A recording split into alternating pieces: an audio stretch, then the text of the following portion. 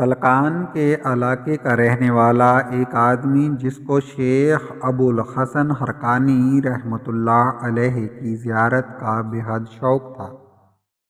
راستے کی دوری اور سفر کی مشکلات کا خیال آتا تو حرقان جانے کی ہمت نہ پڑتی۔ آخر ایک دن شوق زیارت نے اس کو بیتاب کر دیا۔ روح زیباں کی زیارت کے لیے سامان سفر باندھ لیا۔ راستہ کٹھن اور دشوار گزار تھا، لیکن وہ ہمت کا پکا تھا۔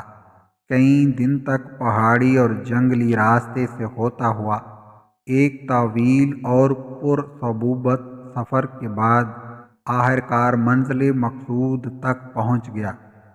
شہر حرقان میں آ کر اس نے شیخ ابوالحسن رحمۃ اللہ علیہ کے گھر کا پتہ دریافت کیا۔ وہاں جا کر نہایت ادب کے ساتھ دروازے کی زنجیر کھلائی۔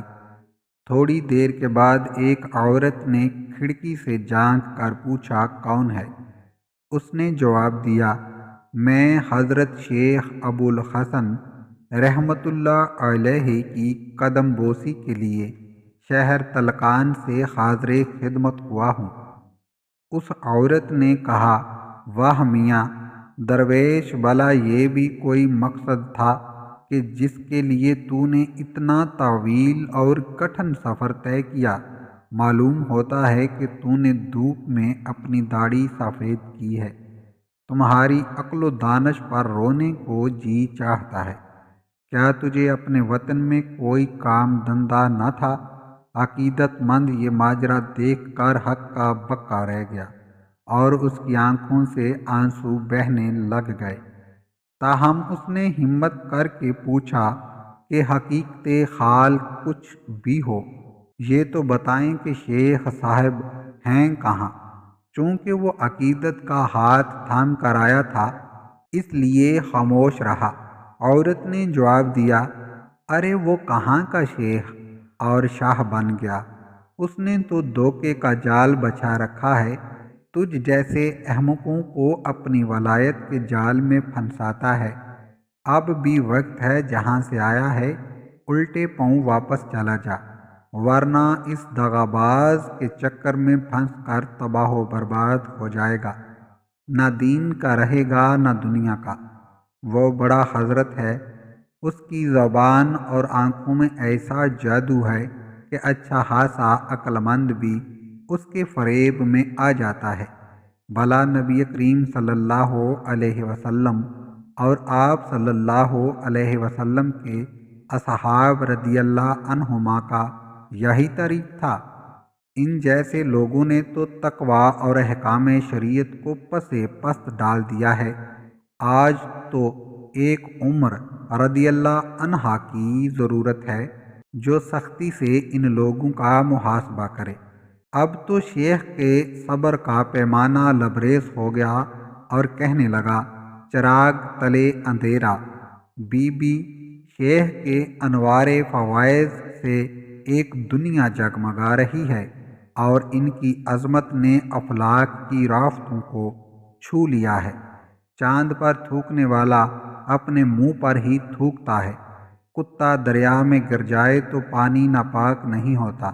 آفتاب عالم تاب پر لاکھ پھونکے مارو، وہ کبھی نہیں بجھ سکتا۔ چمگادڑ رات کے اندھیرے میں اڑنے والی سورج کو نکلنے سے کیسے روک سکتی ہے؟ عرض درویش نے شیخ کی اہلیہ کو ایسی کھری کھری سنائیں کہ وہ اپنا سا منہ لے کر رہ گئی۔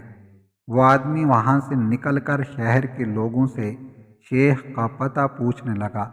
کسی نے بتایا کہ وہ جنگل کی طرف گئے ہوئے ہیں۔ یہ سنتے ہی وہ راہ حق کا مسافر دیوانہ وار شیخ کی تلاش میں جنگل کی طرف روانہ ہو گیا۔ راستے میں شیطان نے اس کے دل میں وسوسے ڈالنے شروع کر دیے۔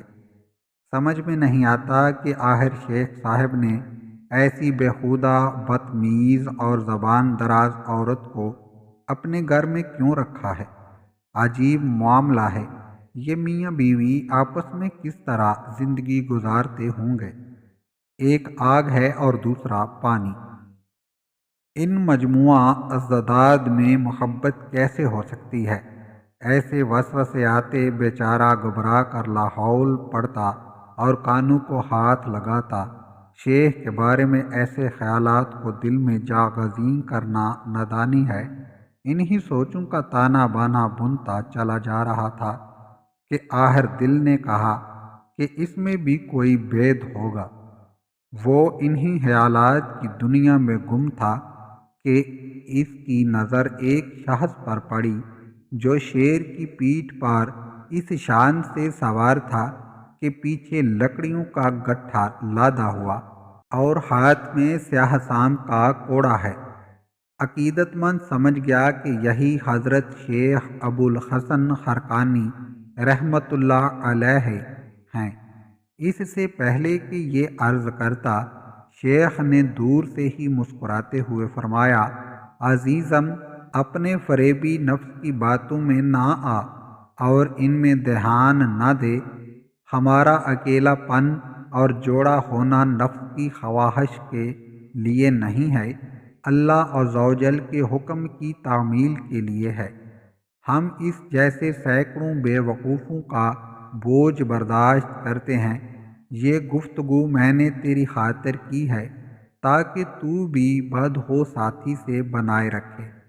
تنگی کا بار ہنسی خوشی برداشت کر، کیونکہ صبر کشادگی کی کنجی ہے۔ اللہ تعالیٰ نے مجھے یہ بلند مقام اپنی بیوی کی بد زبانی پر صبر کرنے کی وجہ سے عطا فرمایا ہے۔ اگر میں اس کی ہر زاں سرائیاں برداشت نہ کرتا تو یہ شیر میرا مطیع کیسے ہوتا؟ اگر میرا صبر اس عورت کا بوجھ نہ اٹھا سکتا تو یہ شیر میرا بوجھ کیسے اٹھاتا؟ ناظرین، اس ویڈیو سے ہمیں جو سبق ملتا ہے وہ یہی ہے کہ انسان کو ہر حال میں راضی رضائے الہی رہنا چاہیے اور صبر و شکر سے کام لینا چاہیے۔ صبر کرنے سے ہی اعلیٰ مقامات عرفان حاصل ہوتے ہیں۔ ویڈیو اچھی لگے تو لائک ضرور کر دیں۔ شکریہ۔